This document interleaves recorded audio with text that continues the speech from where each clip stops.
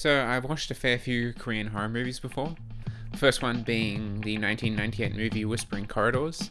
That was kind of responsible for kickstarting the genre again into the modern movies that we see now today.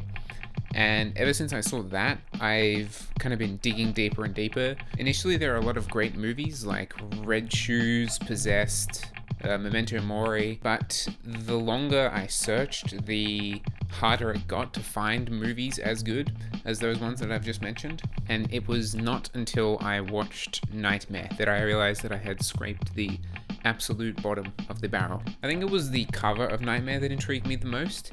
You see that tagline of everyone is gonna die and all these young people, and you think, okay, it's probably gonna be some Final Destination type deal. Maybe not a cinematic masterpiece, but a fun little slasher horror movie nonetheless. In retrospect, this is probably the best part of the movie, the cover.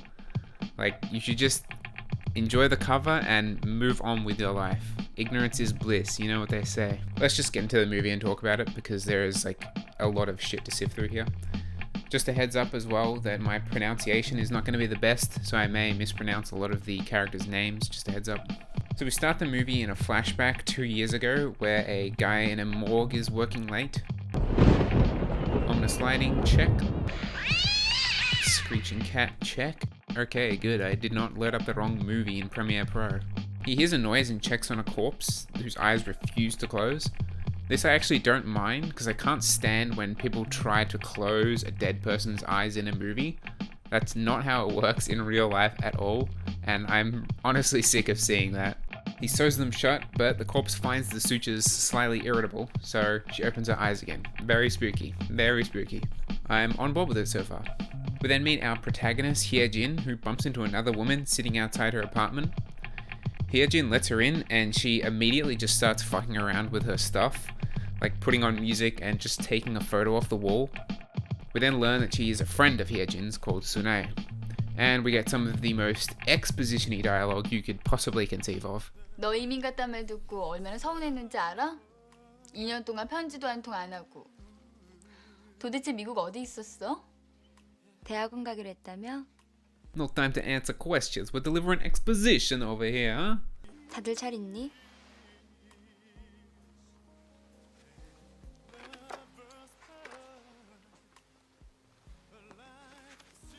만난 지 오래됐어.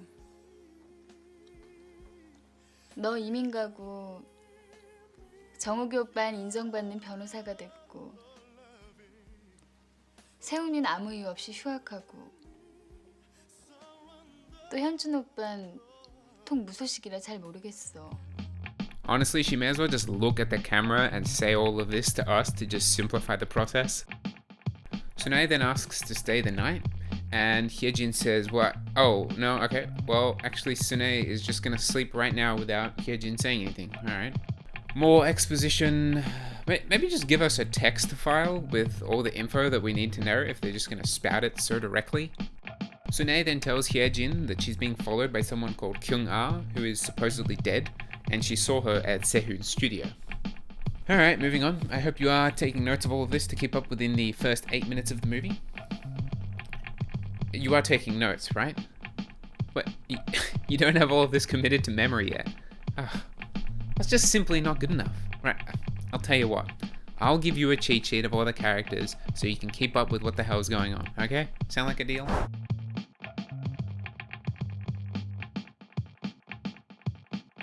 Hye-jin starts a little mini investigation by going to Sehun's art studio, where he pretty much confirms everything that Sunhae said. We also get a few little nuggets of info that hyun-joon used to play baseball, and kyung-ah committed suicide. Hye-jin visits hyun-joon next, who is just a little bothered that kyung-ah is responsible for ruining his knee. 내 평생 기억하고 싶지 않은 년이야. 그 쌍년만 아니었으면 내가 이렇게 되지도 않았어. Jung-wook is up next on the checklist as he gets a call from Hyun-joon saying that Hye-jin is going around asking people about kyung-ah. Hye-jin gets a flashback to her and kyung-ah being friends when they were little, with Sunhae not being a happy chappy about it. 너도 맡아봐. 야, 그거 빨리 갖다 버려. 경아 거 손도 대면 안 돼. Back to the present day, and oh shit, it is creepy ghost girl kyung-ah. Follow her. She's gone. Oh well, we go to the library at night. Oh, poor effort. Come on, you could have gotten that. She reaches for the pencil and oh shit, it is the creepy ghost girl kyung-ah again. Run, hye-jin. Run from the 8-year-old ghost with wooden stationery. Grown-up ghost kyung-ah now. Okay. And it didn't actually happen. Okay. By the way, have you noticed the incredibly important plot detail that the entire movie is riding on yet? Oh, if you haven't, don't worry. I'll fill you in soon enough. Jesus Christ, we're only 18 minutes into the movie? Fuck me. Okay, let's speed things up a little. Hye-jin makes a new friend called Hyun-joon. Sune has a crush on hyun-joon. Hyun-joon likes somebody else. That somebody else is actually revealed to be Hyun-joon as she joins the friend group. Love triangle. Everyone introduces themselves with a little recorded video clip, and thanks to that we finally have a comprehensive cheat sheet. Yay!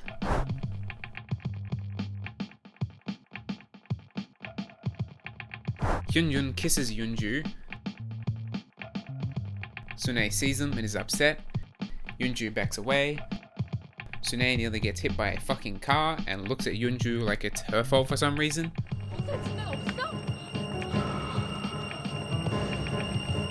Okay, finally something relevant to the actual fucking story happens. Sune rummages around in Hyun-joon's locker and finds the doll that the ghost girl Kyung-ah was carrying. The group, apart from Hyun-joon, drive together to Sehun's art studio, while Sune is still kind of pissed off about Hyun-joon. 언니 할 말 있어. 은주 있잖아. 있잖아. 내 친구 쓴 고양이거든. 오빠 마음 충분히 알아. Shut the fuck up! 보면 우리 안 좋은 얘긴 그만하자 선혜야. Seriously. They also hit a cat because something spooky needed to happen, I guess. Hyun-joon meets them at the art studio, where Sune is telling everyone about Kyung-ah, who was revealed to be a cursed child that both she and Hye-jin knew when they were little. Kyung-ah was involved in a mysterious bus accident where everyone except her died. And if that wasn't cursed enough, she also got Hye-jin's father killed. Just for good measure, so we know she's extra cursy.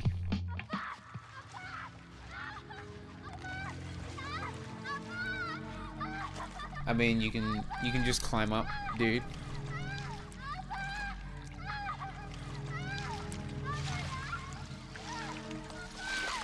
Kyung-ah is just standing there. She's not really causing anything. Someone can help him? Anyone?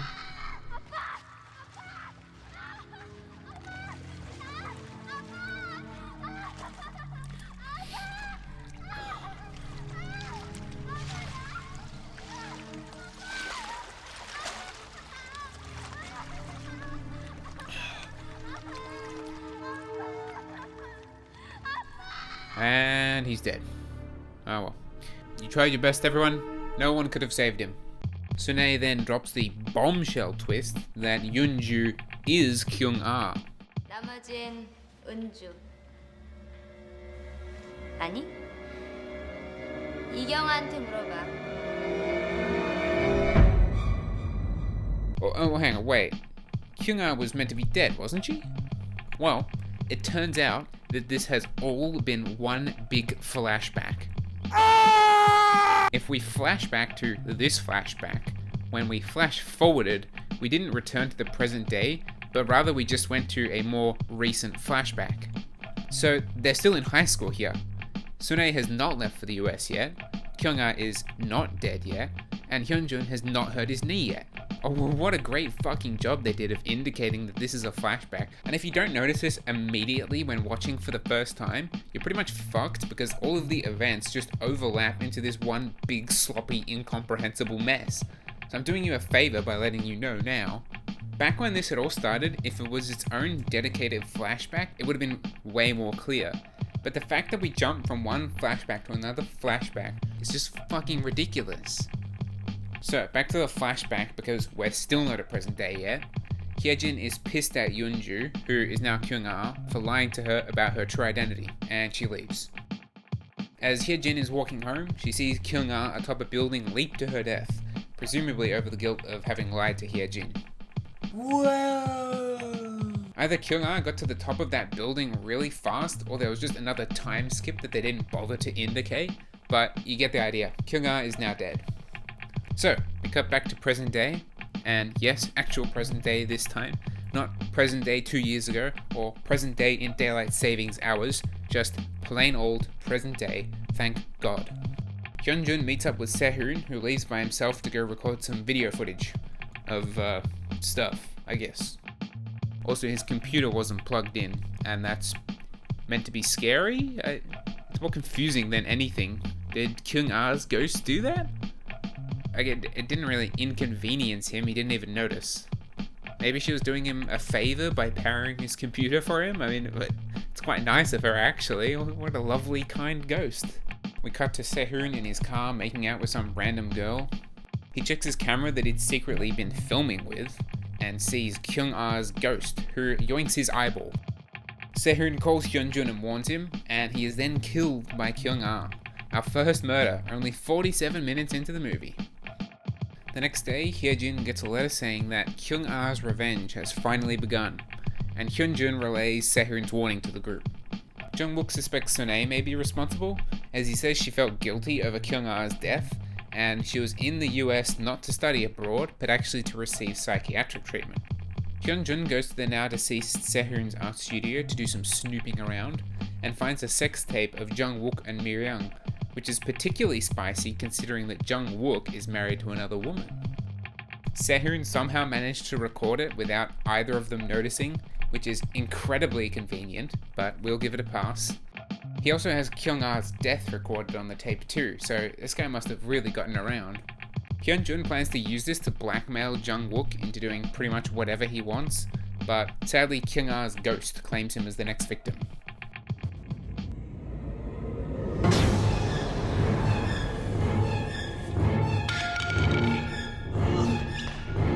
He hit the ground pretty hard there, but there was no noise. I guess they either just forgot to add in the sound effect or the floor is made of sponge. Either way, Hyun-joon gets bonked and dies. Whoa!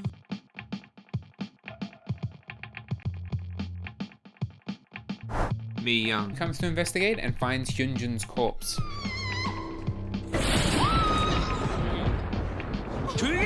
Jung-wook is here too, looking for the tape. Sunhae is also here too, nabs the tape, and runs off with it before they can catch her. If this all sounds incredibly convoluted, it's because it is. Jung-wook is understandably freaking the fuck out, because if that sex tape gets loose, he's pretty much done for. He tries to pin everything that's happened so far on Sunhae, and tells hye-jin she should let him know if she finds her. Hye-jin goes home and immediately finds Sunhae at her window. Well, what an absolute journey that was to locate her. Sunhae sees Kyung-ah, but hye-jin can't. Spooky scene where nothing of consequence happens. 선혜야.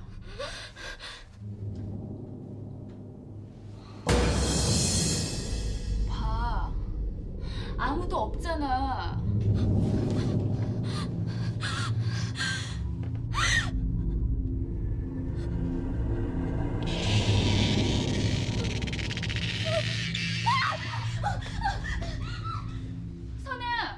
We cut to Mi-ryung at a swimming pool when Kyung-ah strikes again with the most terrifying scene in the whole movie. Viewer discretion is advised. You will shit your pants watching this.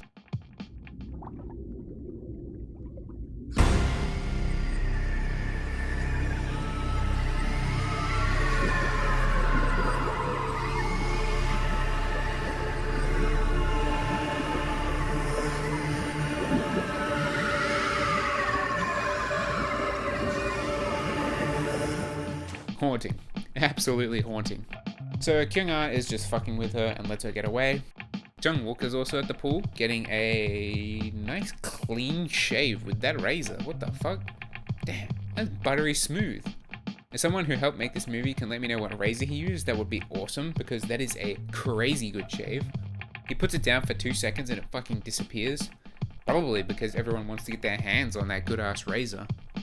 Mi-ryung and jung-wook then have a standoff against one another after she freaks out over being attacked by kyung-ah. 애들 취급 때문에 헛것본 거야. 당분간 스케줄 잡지 말고 쉬어. 쉬면 좀 나아질 거야.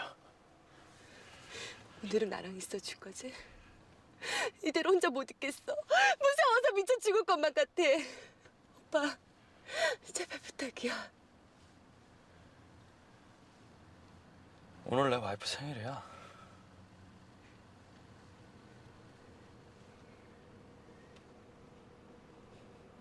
됐어. 오빠는 항상 자기밖에 몰라. What? Bro, it's his wife's birthday. So Mi-ryung leaves and Jung-wook apes out a little in his car. Mi-ryung just dies off screen because apparently they had time for all the other crap in the movie, but not this. So we're down to our last three characters, hye-jin, Sunhae, and Jung-wook. Jung-wook still wants to find Sunhae to get his tape back. She's at hye-jin's place again, and after she falls asleep, hye-jin lets Jung-wook know that she found her. Hye-jin finds the tape that Sunhae had and proceeds to watch it. Here comes big old plot twist number 2, as it's revealed that the tape also has footage of the night that kyung-ah killed herself, after hye-jin had left the studio. 내 기억 속에서 영원히 사라져줬으면 좋겠어.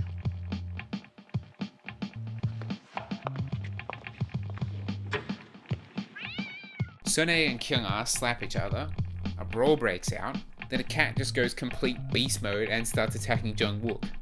Props to Sehun for recording all of this, by the way, he's getting some nice camera angles.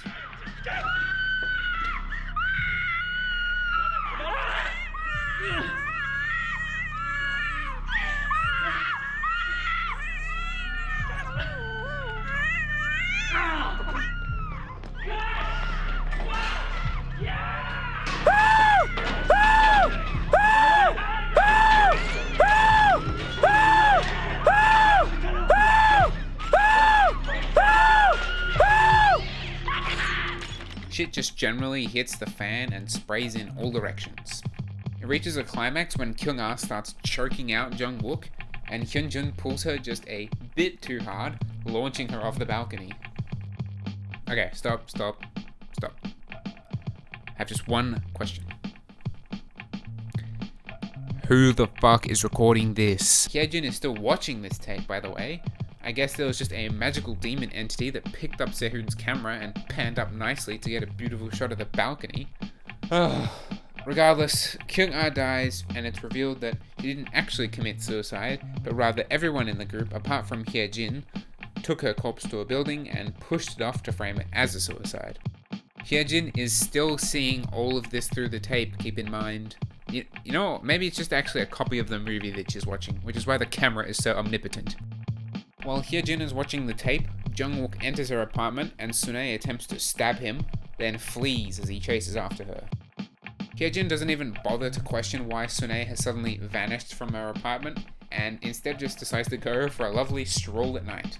Of course, she just so happens to run into Jung-wook sprinting after Sunhae, so naturally she follows them to the roof of a building. Jung-wook snatches the tape from Hye-jin, which she brought for some reason, and plans to kill both Sunhae and Hye-jin so they can't tell anyone about what happened. Sunhae and Hye-jin tag team to try and take down Jung-wook, but he has the upper hand for most of the struggle. 너 먼저 죽여줄게.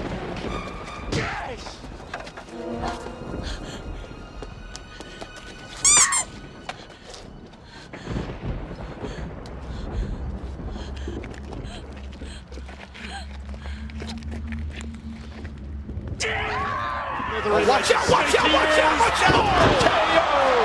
Here's the KO with a That was a solid throw if he made the concrete wobble like that. Just how strong is this guy? Jung-wook also has this line of dialogue, which I'm just going to chalk up to him going psycho, because if he really is telling the truth, that raises an absurd amount of questions that I don't even want to get into right now. Sunhae stabs Jung-wook while he's distracted, killing him, and Hye-jin and Sunhae live happily ever after. The fucking end. Oh, well, thank God that's finally over. 하지만 다 잊어야겠지. 다 끝난 일이니까. 끝나다니. 아직 끝나지 않았어. Wait, 무슨 소리야? what? 이제 너와는 영원히 함께 할 거야.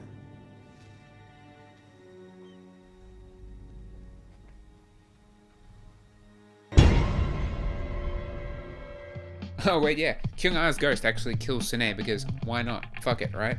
We have 80 seconds of runtime left, so we may as well fucking use it.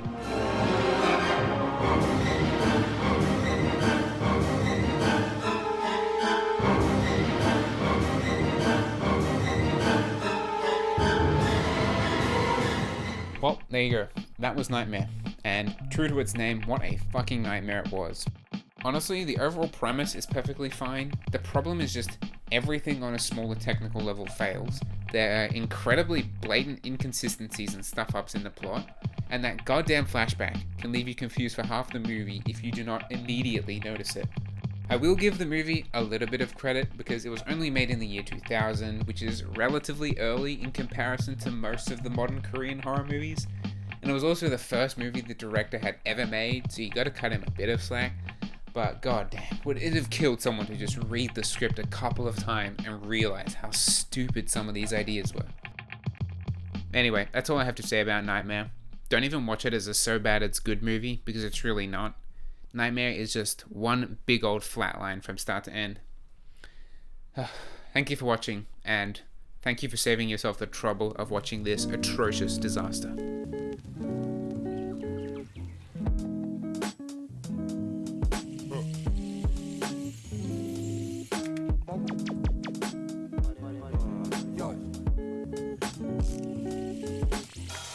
Everywhere, free rolls in my milk, hey.